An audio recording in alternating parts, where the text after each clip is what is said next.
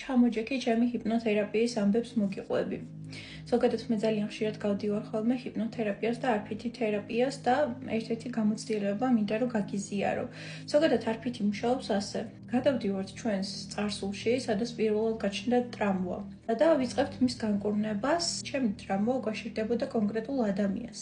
საჭირო იყო რომ ამ ადამიანის ენერგიაშიც გადავსულიყავი და მისი ტრამვების გამეკურნა და ბოლოს მიდიხარ იმ წერტილამდე, სადაც დაიწყო ტრამვა და სადაც იწყება ტრამვა, არის უკვე რაღაცა სიჯანსაღი და სინათლე ადამიანში და თერაპევტი მეკითხება, რომ როდის იყო ეს ადამიანი ჯანსაღ და დადებით პოზიტიურ ენერგიებში და ეს იყო ჩემი პირველი შემთხვევა, როცა ვამბობ, რომ არ იყო, არასდროს არ იყო, ვერ ვიპოვე ამ ადამიანში ოდნავ ერთი პატარა სიკეთის მარცვალი და ერთი პატარა სინათლის სხივი. უბრალოდ არ იყო და თერაპევტმა მითხრა, რომ იცი შენ ახლა ცდილობ ამ ადამიანის გადარჩენას, ცდილობ ამ ადამიანს დაეხმარო, მაგრამ ყოველს ვერ დაეხმარები, ეს არ არის შენი პასუხისმგებლობა და გაუშვი. მაგრამ მე მეთქი ვერ გავუშვებ და რატო ვერ გავუშვებ? იმიტომ ვერ გავუშვებ, რომ მაინტერესებს, რატო ვერ ვხედავ ამ ადამიანში სინათლის სხივს საერთოდ. იმიტომ რომ მე მქონია შემთხვევები, როცა გადავდიოდი, ასე ვთქვათ, ისეთი ადამიანების ენერგიებში, ვინც ზალადობდნენ, კლავდნენ, აუპატიურებდნენ ქალებს და მილიონს სისასტიკეს აკეთებდნენ. მაგრამ ამ ადამიანებშიც კი იყო სინათლე და ამ ადამიანებშიც კი ჩანდა, რომ ეს ტრამვა სადღაც დაიწყო და ოდესღაც ამ ადამიანებშიც იყო სინათლე და იყო სიყვარული და შემდეგ ტრამვული გამოცდილება ეს ყველაფერი აქრა. და ამ ადამიანში ვერ ვიპოვე ვერანაირი ნათელი წერტილი და ჰიპნოთერაპევტი მეუბნება შემდეგ რომ იცი მოდი წარმოიდგინე რომ ამ ადამიანს უკავშირდება რაღაცა თოკი ან რაღაც ძაფი და ამ ძაფს გაყევი და ნახე სად მიგიყვანს და ეს იყო ჩემთვის ძალიან ძლიერი და მნიშვნელოვანი გამოცდილება.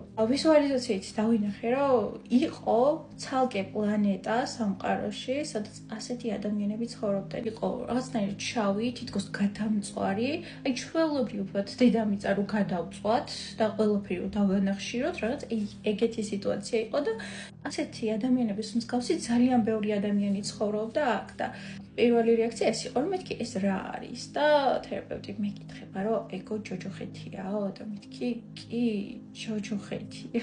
შიში შევსნება საერთოდ არ მქონია, იმიტომ რომ ეს იყო რაღაც დაცარიელებული, გამოფიტული სივრცე და ადამიანი შესვლინდებოდა როგორც აი ზომბირებული ადამიანი, რომელსაც არ გააჩნია საერთოდ შინაგანი სამყარო, რომელსაც ვერც ატკენ, ვერც აქ ცნობინებს სიყვარულს, აი ვერაფერს ვერ უზავ რა, აი ჩვეულებრივი ცარიელი არსება და ასეთ იყო ძალიან ბევრი.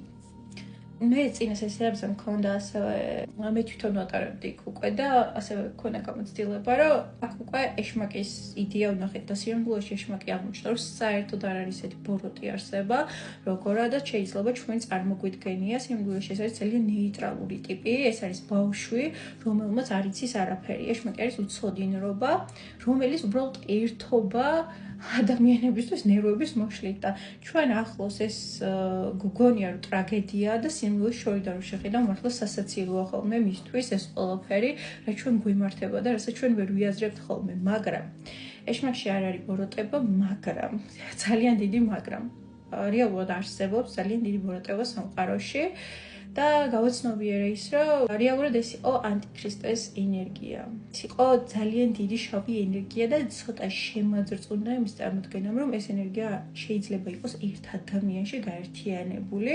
იმიტომ რომ ეს არის სრული სიბნელე, სრული უცოდინრობა და სრული არარსებობა რა თან ხარ თითქოს გაქვს სხეული ადამიანის ვიზუალი გაქვს გარეგნობა გაქვს მაგრამ თან არ არსებობ.